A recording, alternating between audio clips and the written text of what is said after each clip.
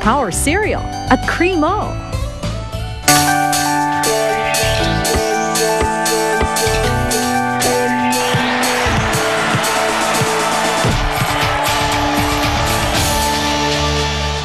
Sino po ba pinag-uusapan niyo, Dad? Dumalo kasi kami sa ospital para i-check kung ano ang lagay niya. Kaya alam mo kung matatagalan pa ang kanyang paggaling. Yun kung gagaling pa siya.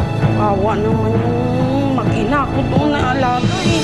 Walang matulungan doon sa ospital. Anong ginagawa ko dito? Okay na siya, Lola. Masungit na uli. Pinabayaan niyo na sana ako mamatay. Huwag niyo tuloy pinabala niyo ng Frankie. Frankie, wag! Matakot ka sa Diyos. Sino sabi pa bang matay ako? Nagpapahangin lang ako dito, no?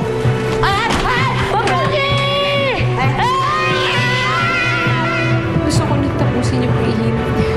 Sinasabi sa waiver na yan na personal na desisyon ang pagpigil sa lifespan.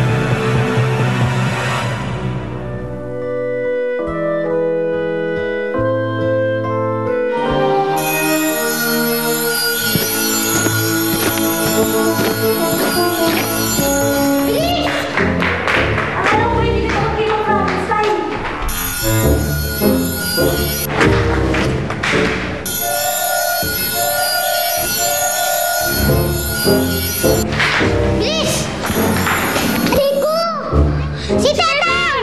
Tetang! Okay ka lang?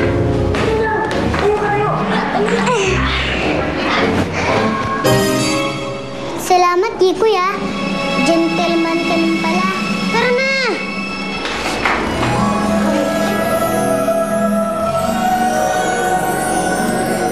Ba't may rubber shoes dito?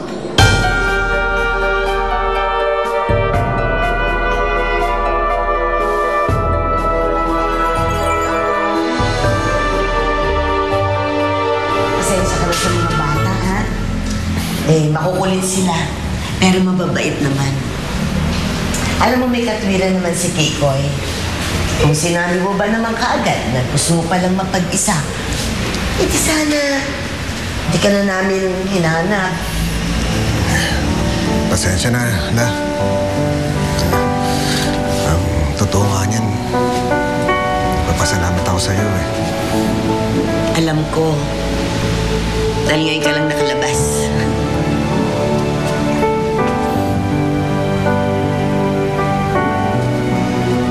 Ayan, baka gusto mong pumasok.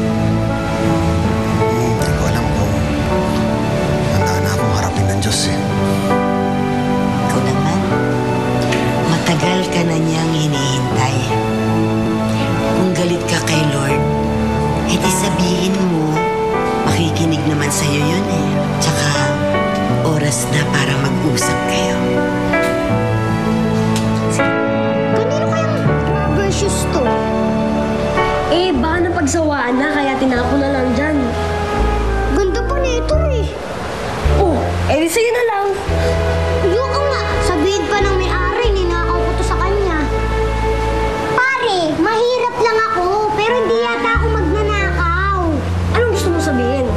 Magnanakaw ako dahil sinabihan kita na kunin mo yan. Ganun ba yon?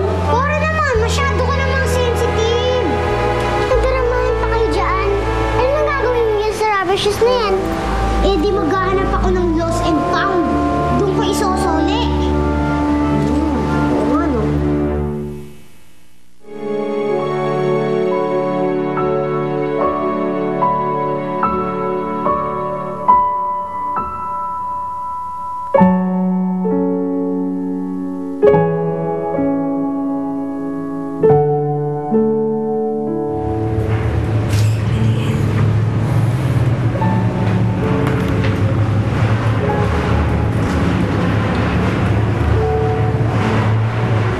Frankie?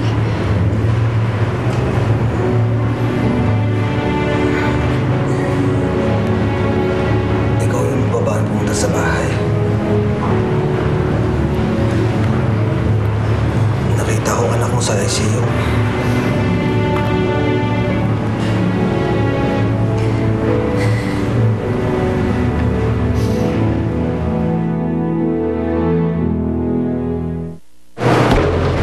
Miss, kayo na po sana ang bahala magbalik nito sa may-ari. Hayaan mo, ibibigay ko agad sa maghahanap.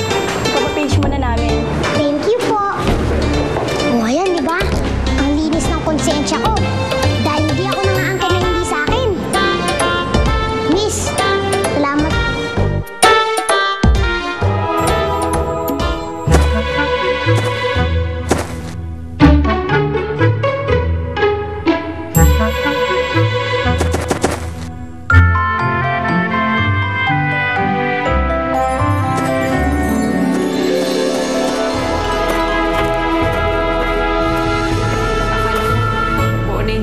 ko na pakawalan ng anak ko. Pero nung nabasa ko yung waiver, i-realize ko na ang hirap pala. Ang hirap-hirap. Paano ka nakakasiguro? Ayaw nang lumaban ng anak mo para mabuhay. Tumitibok pa puso ng anak mo. Nandiyan ang anak mo. Makikita mo mukha. Nandiyan ang kamay niya. Pwede mong hawakan. Kaya ka. Hindi ka tulad ko. Sa litrato ko lang nakikita mag-ina ko.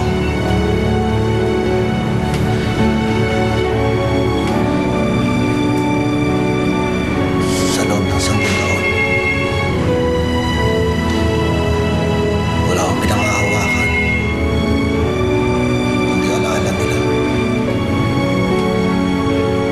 Pero umaasa pa rin ako. Na balang araw, makikita ko ulit sila. Makakasama. Mayayakan.